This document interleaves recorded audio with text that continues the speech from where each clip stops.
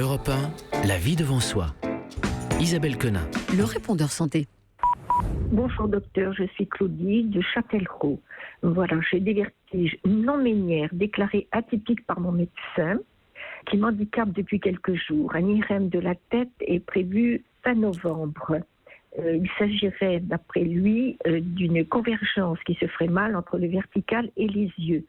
Cependant, pourriez-vous me dire si des soucis intestinaux, dont parfois des Escherichia coli, peuvent être mis en cause? Je vous en remercie. Gérald, on va essayer de démêler un peu tout ça. On va essayer de démêler.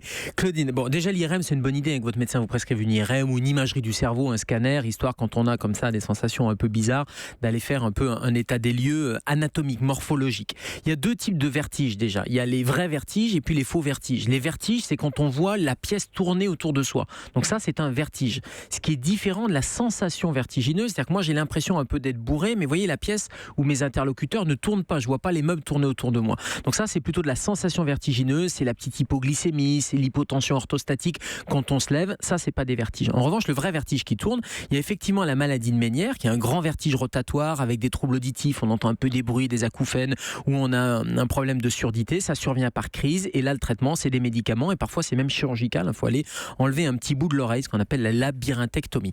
Et vous, ce que vous nous dites, Claudine, c'est que c'est un vertige non Ménière. Donc apparemment, c'est pas une maladie de Ménière. Et là, il y a des vertiges qui sont des vertiges paroxystiques bénins. C'est les cristaux qui sont un peu de travers. Souvent, vous tournez dans le lit un peu rapidement et hop, vous faites une espèce de grand vertige rotatoire. Vous voyez toute la pièce tourner, l'armoire, etc. Et d'ailleurs, la manœuvre, c'est de remettre dans l'autre sens. Donc, c'est la manœuvre d'Alpic, c'est les ORL ou les kinés qui font ça. Il peut y avoir des infections, la névrite vestibulaire aussi. Tout ça pour vous dire que dans toutes ces vertiges ou sensations vertigineuses, ça peut venir de l'oreille, ça peut venir de la vue avec des informations qui sont discordantes. Quand vous parlez de problèmes de convergence entre les verticales et les yeux, ben voilà, c'est une des causes possibles. Ça peut venir tout simplement d'un problème de lunettes mal adaptées qui peut donner cette sensation un peu ébrieuse. Ça peut être un médicament que vous avez introduit et qui vous donne un certain nombre d'effets secondaires. Bref, ça peut être aussi, et là je descends plus bas, des soucis digestifs et notamment des soucis intestinaux, parce que quand on a une alimentation qui est un peu perturbée, un syndrome du côlon irritable, on peut avoir cette sensation un peu de lourdeur et cette répercussion. C'est pas un vertige, mais là c'est une sensation vertigineuse que vous allez avoir. Donc ok pour l'IRM, votre médecin vous l'a prescrit, ça me semble très bien. Il a dû faire un examen neurologique et puis essayer d'alléger un peu votre alimentation, puis vous verrez si ça rentre dans l'ordre ou pas. En tout cas, pas de panique. 39-21, la deuxième question, ou plutôt une réaction, c'est celle d'Henriette. Oui, bonjour, Henriette Paris. Et je téléphonais parce que j'écoute l'émission où on parle des gueules cassées. Et je voulais quand même avoir une pensée pour mon grand-père, Gustave Ginesté, qui a été un pote de la chirurgie maxillofaciale à Foch. Merci.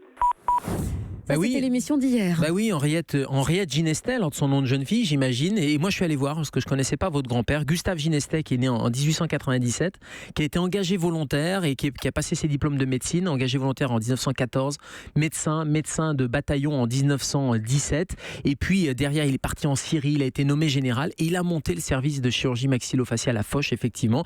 Et il a été pionnier dans bon nombre de domaines, de techniques, des techniques qui portent son nom. Il a importé des techniques, notamment, on a parlé hier dans l'émission de lambeaux cylindriques pour réparer ces gueules cassées. C'est des lambeaux de peau qu'on prend à un endroit, on les roule. Voilà pourquoi ça s'appelle, on les roule en cylindre et ils sont vascularisés de façon à vasculariser la peau, à apporter le sang et l'oxygène. Donc il a utilisé ces techniques-là. Il y a des instruments également qu'il a développés et puis il a écrit un certain nombre d'ouvrages. Il a même un petit surnom, votre grand-père Henriette, mais j'imagine que vous le connaissez. C'était le grand transporteur de peau, le chirurgien grand transporteur de peau. Donc vous avez raison, on ne l'a pas cité dans l'émission, mais Gustave Ginestet, ça a été un grand ponte, comme vous dites, de la chirurgie. 39-21, la question de Marie. Oui, bonjour docteur, je m'appelle Marie, j'appelle de Marseille. Depuis 5 ans, j'ai eu des chutes à répétition, des fractures des dorsales, des vertèbres et un accident de la circulation sur un passage protégé. Et depuis, je peux plus trop bouger, malgré de la morphine que je prends tous les matins. Je peux pas très bien respirer, d'autant plus que j'ai une BPCO. Est-ce que vous avez une solution miracle pour moi? Merci de votre réponse. Gérald, faites un miracle. Marie, alors miracle, non, malheureusement, j'en serais capable, ça existerait, je le ferais avec grand plaisir, Marie de Marseille. J'entends juste un petit truc à sa voix, je pense que Marie fume. Alors déjà, le premier truc, si vous êtes fumeuse, il faut vraiment arrêter. Pourquoi il faut arrêter ? Parce que vous avez de la BPCO, la bronchite chronique, bronchite pulmonaire chronique obstructive. Le facteur majeur qui déclenche cette BPCO, c'est bien sûr le tabac.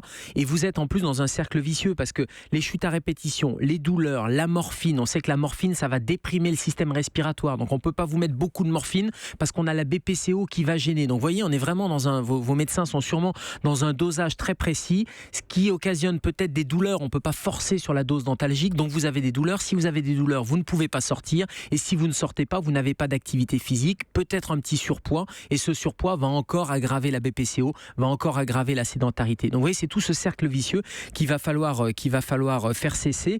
Et j'allais dire, dans ce cercle vicieux, dans le cercle, s'il y a vraiment l'élément tabac, il faut vraiment l'enlever. Alors Marie, je sais que c'est plus facile à dire qu'à faire, mais c'est vraiment une priorité dans votre cas, à la fois pour votre BPCO, à la fois pour l'activité physique, pour le souffle aussi, et donc tout ça, ça aura un effet bénéfique parce que diminuer la douleur, ça va vous permettre de sortir, de faire un peu d'activité physique. Je dis pas du sport, hein, l'idée c'est pas de faire du marathon, mais quand on dit simplement de marcher, de faire 30 minutes de marche par jour, ça va avoir un vrai effet bénéfique, notamment sur la douleur. Et là, ça permettra peut-être de diminuer la morphine. Question justement, est-ce que c'est pas dangereux de prendre de la morphine tous les jours, tous les matins ? Non, c'est pas dangereux parce que c'est un médicament qui est sur prescription médicale. Il y a des effets secondaires, mais la morphine, il y a des gens qui ont des douleurs chroniques et ils ne vivent qu'avec la morphine.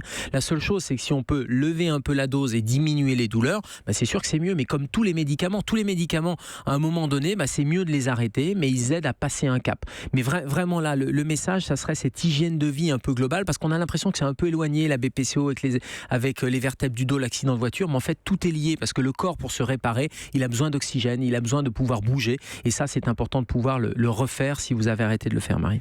Si vous avez envie, comme Claudine, Henriette ou encore Marie de Marseille, de nous appeler pour nous poser des questions, n'hésitez pas, le 3921, le répondeur santé est fait pour ça. Vous appelez quand vous le souhaitez, je vous le dis à chaque fois, il fonctionne toute la journée, même la nuit, même le week-end. Vous appelez, vous posez votre question, vous pouvez même réagir aux émissions que vous êtes en train d'écouter, et puis bien sûr, dès le lendemain, quasiment, comme là pour Henriette, le docteur Gérald Kierzek répondra à vos questions. Vous appelez 3921, c'est 50 centimes d'euros la minute.